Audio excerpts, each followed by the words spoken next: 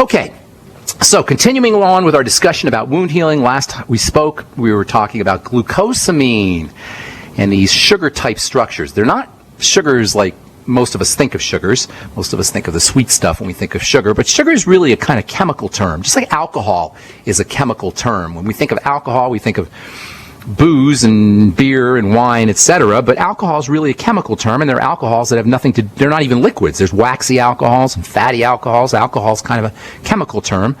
I'm referring to a certain chemical structure. Same with sugar. When you talk about sugars, nutritional sugars, we're not talking about the sweet stuff, which is typically glucose or fructose or a combination thereof. We're talking about just the chemical structure, the sugar-type chemical structure. Glucosamine is a sugar-type chemical structure. In fact, it's a combination of a sugar-type chemical structure along with an amino acid, hence the name glucose, sugar, amine, amino acid, glucosamine. And this combination of sugar and amino acids is found in cartilage-type material, also found in algae. The Z radical contains these kinds of substances, and they've got tremendous, tremendous health properties, especially when it comes to building things and healing things. Glucosamine, as most of you guys know, is an important part of cartilage building. You can take it supplementally as to help build cartilage, to help build tissue. Glucosamine is broken down into what may be the single most important healing molecule in all of biology, something called hyaluronic acid. Now, a lot of folks have heard of hyaluronic acid, even if it's difficult to pronounce. Hyaluronic acid, basically three parts, hyaluronic acid. And hyaluronic acid, oh man, is amazing, amazing, amazing stuff. I was at dinner with my friend Deb from Logos Radio Network on Friday night, and she started talking about hyaluronic acid, and my eyes got real big because whenever I hear hyaluronic acid, I think of all the amazing things this stuff does. It's important for eye health, it's important for bone health, it's important for skin health, it's important for the health of almost every single system in the body. It's really hard to appreciate the importance and the fantastically healing nature of hyaluronic acid without knowing a little bit about chemistry. And I don't want to get too much into chemistry today, but suffice it to say the chemical structure of hyaluronic acid makes it vitally, vitally functional for the health of every single organ and system in the body. Muscle tissue, nerve tissue, the tissue that coats everything in the body. It's called epithelial tissue, the candy coating on top of everything. And of course, connective tissue are all important beneficiaries of the good stuff that you get from hyaluronic acid. Hyaluronic acid is only found in animal products. For a long time, the only place you could get hyaluronic acid in supplements or for medicines was in rooster combs. If you've ever squeezed a rooster comb, if you have experience on a farm, you ever got to squeeze rooster comb, you know it has a kind of squishy sort of feeling. Feel your earlobe, same thing, has that kind of squishy feeling, and that squishy feeling is the result of the reaction between hyaluronic acid and hyaluronic acid-like substances and water. That's the really neat thing about hyaluronic acid. Because of its chemical structure, it has an ability to trap things, especially water and especially oxygen. It also traps minerals and other nutrients. So hyaluronic acid has a feeding effect. It can feed cells. This is where it gets most of its healing properties from, its ability to feed cells. It also hydrates cells, and it can also provide oxygen to cells because of its ability to trap oxygen and trap minerals and to trap water. Hyaluronic acid is a key component of glucosamine. In fact, when you eat glucosamine and the glucosamine gets broken down in the digestive system, hyaluronic acid is one of the things that results. You can get glucosamine, mostly glucosamine is an animal product, you can get it from cartilage, but you can also get glucosamine in shellfish. In fact, the glucosamine in some of the longevity products is derived from shellfish, and that's why people who have shellfish allergies sometimes will feel like they can't use some of the glucosamine that's contained in the Beyond Tangy Tangerine, a few other nutritional products that you get from longevity. I'm not convinced that glucosamine from shellfish is going to trigger a shellfish allergy. In fact, I'm pretty sure it's not. And I'm not saying that you want to go and use glucosamine if you have a shellfish-derived glucosamine if you have a shellfish allergy, but I'll tell you, it doesn't really make sense to me, and I would be very surprised if indeed glucosamine that is derived from shellfish actually triggered a shellfish allergy. Not saying to go ahead and do it, but you might want to try. It's up to you. But from a biochemistry perspective, you can't really be allergic to something that doesn't have a protein component. And glucosamine, whether it's derived from shellfish or whether it's derived from cartilage, is just glucosamine. It doesn't have a protein component, even though it may have an amino acid kind of substance attached to it. It's not really a peptide or a protein that can trigger an allergy. We've talked in the past about chitin. I actually blogged about chitin, C-H-I-T-I-N. Chitin is also an important wound healing substance, and there's an interesting relationship between glucosamine and chitin a little later on, probably not today, but in the coming days we're going to talk about chitin in combination with a very interesting amino acid, an electricity stabilizing amino acid that when you use it in conjunction with chitin makes a very impressive topical healing gel. Chitin isn't exactly glucosamine, but there's some similarities between glucosamine and chitin. When you're using your glucosamine, you always want to make sure you use this vitamin. I'll tell you what it is when we come back from our break. Glucosamine is this very interesting vitamin, which on its own has wound healing properties. We'll tell you what that is when we come back. I am Pharmacist Ben. You're listening to The Bright Side on the Genesis Communication Network. Got lines open for you. 855-660-4261 is our number. We'll be back right after this. Okay, let's see. Call-in number today, 855-660-4261. We'll get your calls here in our next segment. Last, before we went to break, we were speaking about glucosamine. Chitin, which is next to cellulose, the most abundant chemical compound on planet Earth. It's found in shellfish. It's also found in insects. Chitin is composed of a special type of, a unique type of glucosamine, a special type of glucosamine called NAG, or Na-glucosamine. That Na makes the glucosamine very important for the digestive tract, also for healing as well. NAG is found in aloe and it's found in noni, but it's especially important as a component of chitin and also chitosan. Chitin and chitosan are similar. You can make a nice gel with chitin and by adding an amino acid to it. I'll tell you about that on our next, if not our next Bright Side episode, we'll be talking about that later this week.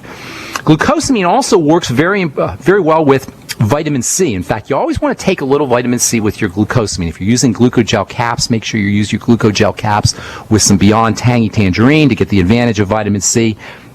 Vitamin C itself is stupendously important for wound healing. It's actually the rate-limiting step. Biochemists call it the rate-limiting step when it comes to producing collagen. That means you can have everything available, but if you don't have vitamin C, you're not making any collagen. You can have your amino acids present, you can have the collagen present, you can have glucosamine present, but if you don't have vitamin C, you're not making collagen, which is the most important tissue when it comes to wound healing. No vitamin C, no wound healing. That makes vitamin C really, really, really important for the wound healing process internally as well as topically. Some of you have sent me notices, or sent me emails about my vitamin C omega-6 wound healing cream. If you're interested in getting a sample, send out an email. I'll be sending out a bunch of these. I just ordered some envelopes over the weekend, so I'm waiting to get the envelopes in, but I'll be sending a bunch later this week, hopefully. If you're interested in getting a sample of my omega-6 vitamin C wound healing scar prevention cream, send an email. It's a free sample. I'm paying for it. I'll pay for the shipping and the envelope. At least for now I will. And just send an email to ben@ksco.com. But make sure you put your address. A lot of you guys sent me letters without an address. And then make sure you put your phone number there as well so I can get back to you by phone if I need to. And when you're putting your address on the email, do it so I can cut and paste it. So it's like in 3 lines, so that way I can just cut and paste it and stick it on a label. It makes it a lot easier for me when I'm sending these samples out. Topical vitamin C's got tremendous properties for healing, but it's got to be in the right form. It's got to be in the fatty form, and in combination with essential fatty acids, which is what this cream is. It's a blend of essential fatty acids and a couple other things as well. And vitamin C, it can be really effective for helping heal wounds and helping prevent scars. That's what you want. That's how you want to prevent a scar. Once a scar happens, it's there.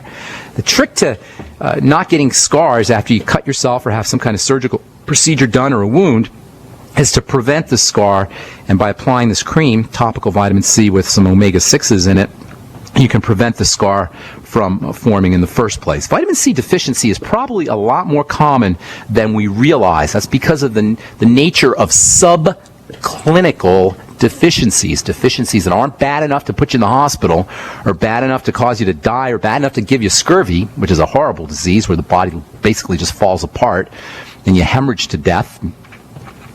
It might not be bad enough, your vitamin C deficiency might not be bad enough to cause scurvy, but it can be subclinical. And if it's subclinical, that may mean that you're not healing as well. And if you're not healing as well, by applying vitamin C in the correct format directly to the skin, you can bypass some of that some of the problems associated with deficiency. Remember, vitamin C is water soluble. It's going to be urinated out. Every time you go to the bathroom, you're losing your vitamin C, and if it's not replaced, it's pretty hard to imagine that you're not going to have some kind of deficiency. I suspect vitamin C deficiency, electrolyte deficiency, which are all electrolytes like potassium and sodium and magnesium and calcium. These are all excreted out in your urine. The B complex, same thing, excreted out in your urine. And it's hard to imagine that most of us, unless we're using our Beyond Tangy Tangerine throughout the day, it's hard to imagine that there isn't going to be some kind of vitamin C, electrolyte, and B complex deficiency.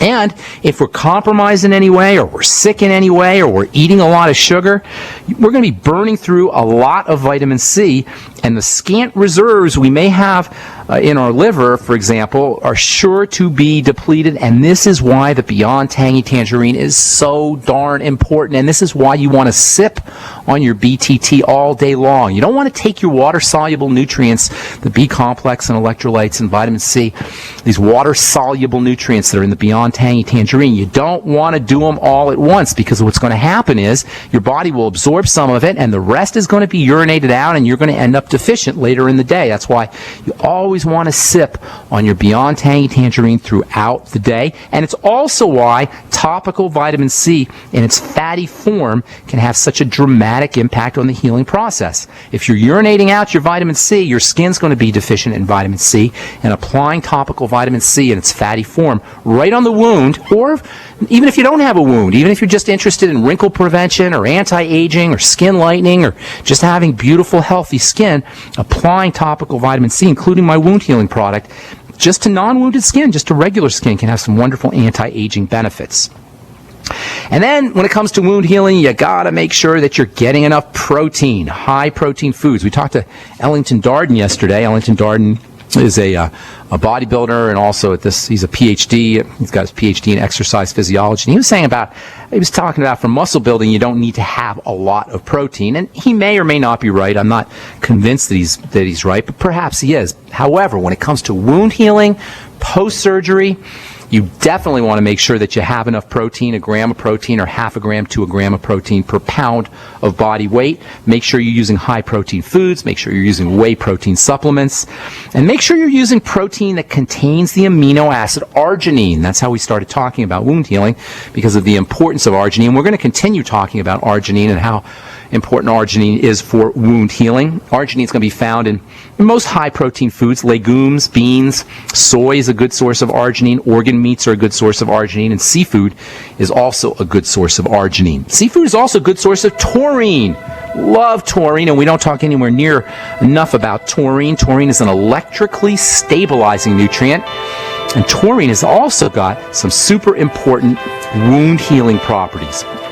All right, I'm Pharmacist Ben. You're listening to The Bright Side on the Genesis Communication Network. We'll continue our discussion on amino acids and protein and other supplements for wound healing, post-surgical wound healing, or any kind of wound healing. Tomorrow, we'll take your phone calls when we come back from our break. Welcome back to The Bright Side. I am Pharmacist Ben. Tomorrow, we'll continue talking about amino acids and protein, and tell you about Z-Radical also. We'll talk a little bit about Z-Radical, all for wound healing, pre-surgery, post-surgery. Always want to start your wound healing protocol pre-surgery, a couple of weeks before you go into surgery, and then, of course, continuing after surgery. As soon as the surgeon cuts into you, that's when the healing process begins, and you want to make sure you have your vitamin C, and you got your arginine, you got your protein, you got your vitamin E and your zinc, and all of the necessary raw materials for the wound healing process present in the body when the cut begins, when the surgical procedure takes place. That's the way to make sure that you get appropriate healing. That's the way to make sure that wounds heal appropriately, wounds heal correctly, and scars do not form. As I said, once a scar is there, it's there. It's there permanently unless you have it cut out or something. You want to make sure that scars don't form. If you're interested in scar prevention, you want to make sure that you take care of scar prevention while the wound is healing. And the best way to do that, of course, is to make sure that you have the raw materials present in the blood, in the system, as the body's healing the wound. Anyway, we'll continue talking about that tomorrow. On the bright side, time to hit our phones. 855-660-4261 is our call-in number. Cindy in Virginia, good morning. Thanks for calling back. How you doing this morning? Good morning. Not bad. 2 questions for you. Yes, ma'am. I've been listening to you, and I'm the person you're helping going through the psychotropic drug withdrawal. How you doing? How's it going? It's not pleasant. It's kind of difficult. But listening to you, there's a lot of things I don't experience. I'm not sleeping well. I have serotonin hyped nearly all the time because of the withdrawal. You have serotonin what? Say that again, serotonin? I would say it hyped. I mean, it's stimulated in a lot of ways. Okay. You mentioned deep breathing, okay. Is there anything else I can do for that other than, can I talk to my body and say, okay, there's no tiger around, yes, you can calm down? Yes.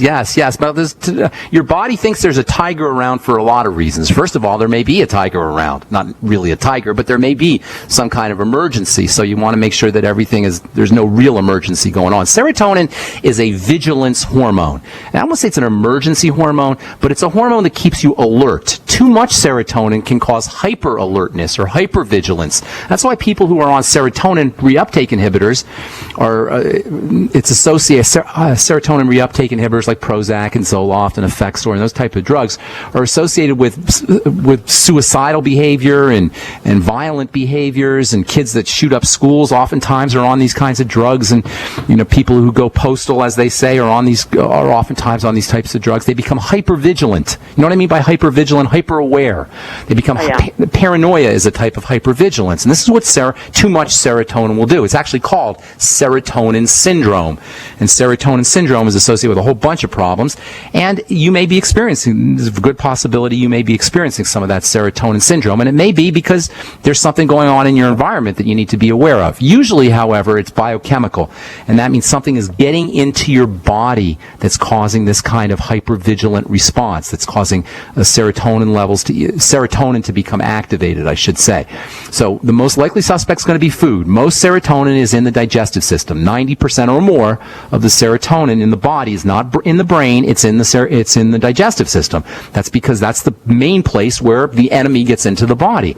So the first thing to do if you're experiencing any issues with serotonin, by the way, do you have any kind of gas or bowel movement problems or diarrhea, loose stools, anything like that? You're the one that's been helping me with that. I am having bowel movements every day, and so far I think I've cleared out 3 months worth in 2 weeks. Okay, good. Well, that's a good thing. All right, so that's a good thing. Don't want that stuff backing up. In any case, as far as your serotonin levels go, the best thing you could do is calm the body down. Yes, talking to the body is a great thing to do. Self-talk is really, really important. Even if you're not literally talking to your body, not that there's anything wrong with talking to your body.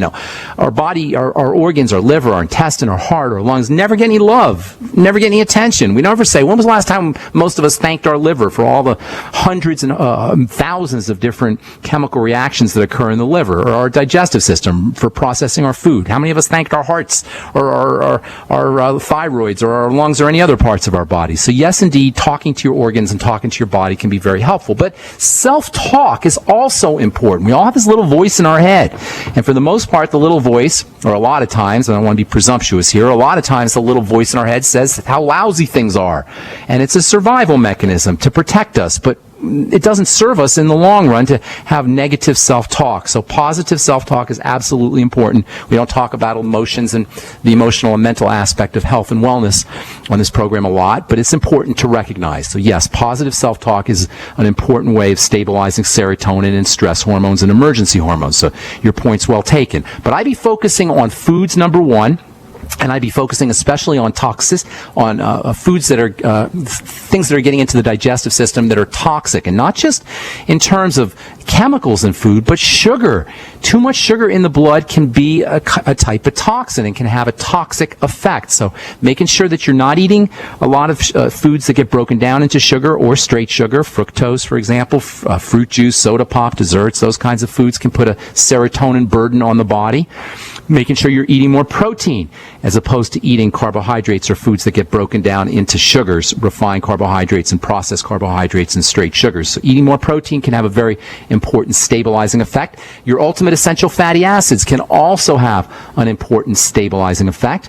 Minerals like zinc and magnesium, those can also have important serotonin stabilizing effect. Vitamin A and vitamin E can be important. 20,000 international units of vitamin A, 400 international units of vitamin E. And you might want to use your Beyond Tangy Tangerine, sip on that throughout the day.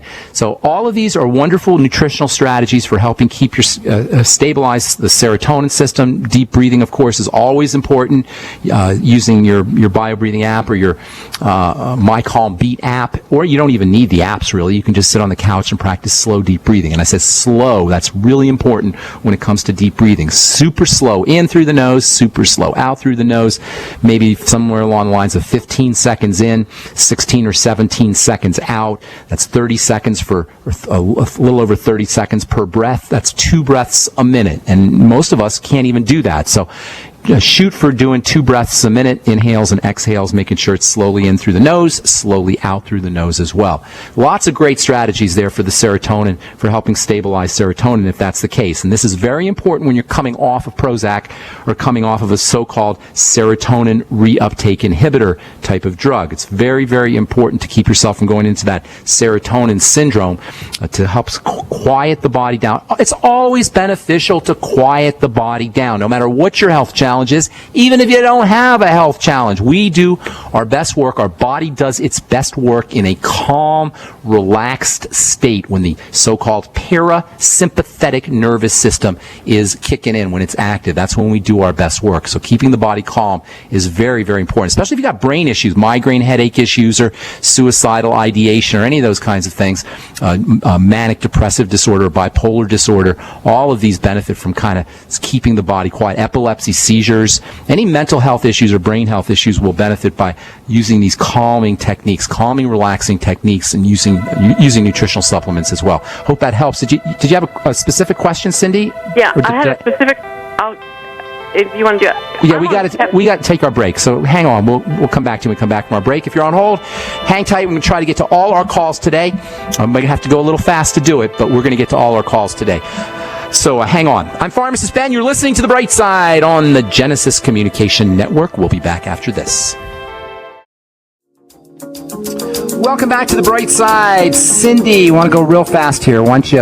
how can we help you? The doctors have put me on Kepra XL. It's 750 milligrams. I take 3 at bedtime for migraine, okay? For migraines they gave it to you? For migraines, yes. Okay. Can I just stop that? Well, I'm not going to tell you that. Because you're working with a doctor, so you got to work with a doctor on weaning yourself off. It's not a great idea to take Kepra. Kepra's a seizure. Well, it's a brain drug. They do use it for migraines. It's also a seizure type of medication.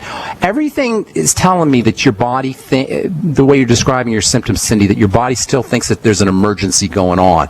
That's what a migraine headache is. You got to figure out, why does your body feel like there's an emergency? You understand what I'm saying? I do understand. Okay, so it almost always has to do with food. It can also have a blood sugar connection. It may have a low oxygen connection, low blood oxygen. But the first thing to do is always food. Now, I'm assuming there's no real tigers at your door, so there's not a real emergency going on. There's no real emergency going on. Okay, so then focus on food first. Do a fast. Fast for 2 days, and then start to introduce foods. And if you can't do a complete fast, do a sip on your BTT, or maybe do lemon juice, or maybe some bone soup. But take all load off of your body, and then reintroduce things back, starting with the things you love the most or you eat the most. almost.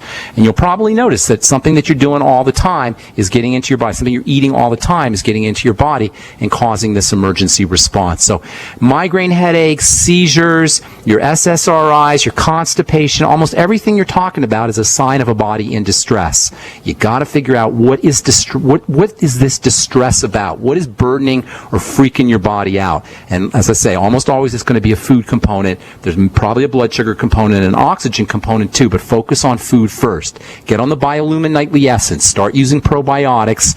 And as I say, it sure wouldn't hurt you if you can do a 1 or 2 day fast and then reintroduce foods back into your diet. And also the migraine headaches, if you can link the migraine headaches to specific foods, if you notice there are specific foods that trigger those, that's a really good clue to foods that are causing digestive stuff that's getting into the digestive system that's causing this kind of emergency response. Okay, Cindy, I've got to let you go because I got a bunch of calls to get to. Yeah. Thanks so much for your call. Appreciate it very much. And if I can help you some more, give us a call back. Thanks, Cindy. Okay, let's go to Tara in North Carolina. Welcome to the bright side. What's up, Tara? Oh, hi, Ben. Hey, what's going on? Hi, too. Oh, hey. That's your baby? Yeah, Harmony. Baby Harmony? Baby Harmony? Yeah. How's Baby Harmony doing? Well, she's doing good overall. I was just calling in because what you talked about Friday with the skin and a whole bunch of other things, I can't remember. Okay. But I wrote some notes down, and I was wondering if there's anything I could do supplement-wise to help her skin because we've been going outside to get the vitamin D. We try to go out every day. Good for and you. So she's darker, you know. She's getting a little than tan? Baby. Yeah. Okay. And but I've noticed where her lesions are and around her lesions, she has the whiteness. So I was wondering if that's... She has whiteness? Pigment loss. She's got some pigment loss. Now, she has some history of digestive problems, doesn't she? Yeah, we're on a really strict diet. Okay, so. well, you keep her on the strict diet. Is she doing the probiotics? All she does is breastfeed, so so you do the probiotics then. Okay, good. I don't know what the pigment loss would be. I hope it's not. Are you sure it's like white, like there's no pigment where she's been out in the sun? She has white skin where the rest of her is tan. You know, I don't know what that would be, and I'm hoping it's not an autoimmune issue, and I couldn't tell you. You know what? Why don't you... I don't have a lot of time to get into that right now, and I don't know what it is off the top of my head, but I have to ask you some questions. Can you shoot me an email with your phone number, and I'll get back to you? Because off the top of my head, I can't tell you what that would be. Hope it's not an autoimmune thing, but I don't think it is. So just call me, send me an email with your phone number, and I'll have to ask you some more questions. I don't have time to do that right now. Can I ask you some more questions? Sure. Go ahead. Okay. It was about when you were talking about the Amasi and the Suero Viv. Yes. So with the Amasi, can you drink that if you're sensitive to dairy? And with the Suero Viv... Great question. Yes, you probably can. Jordan has figured out a way to breed cattle that don't have the problematic protein in their dairy. So there's a good chance that if you have a problem with dairy, you may be able to do the Amasi. You have to try it to find out. But yes, indeed, there's a very good possibility that you may be able to enjoy all the probiotic benefits and the dairy benefits without having the associated food intolerances that a lot of people have with the Amasi. I would give it a shot. Absolutely. Okay, and then the Suero Viv, do you only drink that to fast? No. It's a great tonic in the middle of the day, but as far as fasting goes, it's a wonderful way to get potassium and sodium and electrolytes in a very absorbable form, so it can help you get through your fast. But even in the middle of the day, even if you're not doing a technical fast, between meals you're fasting, and that's when we snack. So using the Suero Viv between meals is a great way to keep you from snacking, in addition to using it as a fast. So you can use it you don't have to have a full-blown fast to get the benefits from that. Okie dokie, thanks. Okay, thanks, Tara. Okay, John in Pennsylvania, what's going on, buddy? How you doing? Ben, real quick, my dad's 75. He's got, arthritis and degenerative disc and spinal stenosis. He's got low back pain and leg pain. So the one doctor wanted to do a cortisone injection. The other wanted to prescribe prednisone. So is there anything, what can he do for this? Well, first of all, the guy you don't want prednisone. Prednisone is an awful drug, especially for older folks and for younger folks and for folks in between. It's just an awful drug. We want to keep the inflammation down. That's the most important strategy. There's a couple things you want to do. First, you want to keep the inflammation down, and the best way to do that is to avoid pro-inflammatory foods, and that especially means sugar and processed foods and processed fats. Try to keep him on a protein diet, like a good protein diet, whey protein and meat and seafood, etc. And then also making sure that he's using anti-inflammatory nutrients can help as well. Vitamin C and vitamin E are probably the two most important anti-inflammatory nutrients. You'll get those in the Beyond Tangy Tangerine. Probably it would be a good idea for him to use a little extra vitamin C, 1,000 milligrams extra on top of what he gets in the BTT, and then 400 IU of vitamin E. Very important for anti-inflammatory effects. And that's in addition to the Healthy Start Pack and the Mighty 90. The essential fatty acids are also important. I'd be tripling those, taking 9 a day, I should say, 3 in the morning, 3 noon, and 3 at night. Magnesium can also have wonderful anti-inflammatory benefits. The OsteoMag product will do that for him. Get him some magnesium, some of the anti-inflammatory effects from the magnesium. And then the glucogel caps, taking the glucogel caps with the vitamin C. We're going to talk about glucosamine and wound healing and some other glucosamine-like substances tomorrow, but everything I'm going to talk about wound healing also is important for anti-inflammatory effects. Bone soup can help. Of course, there's glucosamine in the bone soup. And then don't forget about the Z-radical. Wonderful anti-inflammatory benefits with the Z-radical. He can also use spirulina and chlorella, which are also good sources of anti-inflammatory nutrients. So Mighty 90, vitamin E, vitamin C, glucosamine, bone soup, staying away from sugar, staying away from foods that cause digestive distress, staying away from processed fats. You got wonderful strategies there for helping with degenerative disc disease and the inflammation that's associated with that. Okay, John, thanks so much. Okay, go ahead. Thanks. Go ahead. What about the Healthy Bone and Joint Pack? Yeah, that's the same idea. That'll give him the Mighty 90 essential nutrients with the glucosamine, the glucogel caps. So that's definitely a good strategy. Okay, thanks. Thanks, John. Have a good day, man. All right, Rory, what's going on? Got a couple minutes for you. Yes, calling for my mother-in-law. She's 86. She's been a vegetarian for 40 years. She's from Central America originally. Had Graves' disease, had her thyroid nuked, I want to say 15 years ago. No more thyroid, completely gone? Well, it's come back. So she's getting symptomology of Graves again. So, all right, Graves is an a lot you could do. Graves is an autoimmune disease, and it's no reason to have a doctor destroy your thyroid. There's never a reason to have a doctor remove the thyroid or destroy the thyroid. It's one of the most boneheaded, barbaric, stupid medical practices in a whole spectrum of stupid medical practices that we deal with. But one of the dumbest, I don't want to say one of the, it's either one of the dumbest or the dumbest is to destroy the thyroid. There's a lot of dumb ones. So Graves' disease is an autoimmune disease. That means the body's attacking itself, and that always means something is getting into the system, the biological system, the body, that's activating the defensive response. Unless she's injecting IV drugs or unless she's breathing in nuclear waste or she works in a coal mine, that means that she's eating something. Look to digestive symptomology. Always, folks, not just for Rory in California. Anybody who's dealing with a thyroid problem, please understand the link between the digestive system and the thyroid. Yes, the digestive system is associated with everything, but because of the thyroid's importance for all bodily symptoms or systems, once the thyroid is messed up, everything will be messed up. So when you have a thyroid problem, please focus on digestive health and digestive wellness, especially around foods that are getting into the body that are activating a defensive response. Go for use your bowel movements, use gas, bloating, heartburn. All of these digestive symptoms are links to foods that are causing a problem, and by eliminating those foods, you can eliminate or at least reduce the symptoms and the signs of autoimmune problems like Graves' disease. Use the probiotics as well. The Biolumin Nightly Essence and Jordan Rubin's wonderful probiotic-enriched dairy products can be helpful too. Rory, I got to go. There's more I want to tell you. If you can call back tomorrow, that would be great. I only left one person on hold. If you call back tomorrow first thing, we'll get you on first thing. Tell our call screener that we left you on hold. I'm Pharmacist Ben. You've been listening to The Bright Side on the Genesis Communication Network. Thanks a lot, folks. Appreciate all you guys. Have a wonderful, awesome, spectacular, beautiful day. We will talk to y'all later. Bye for now.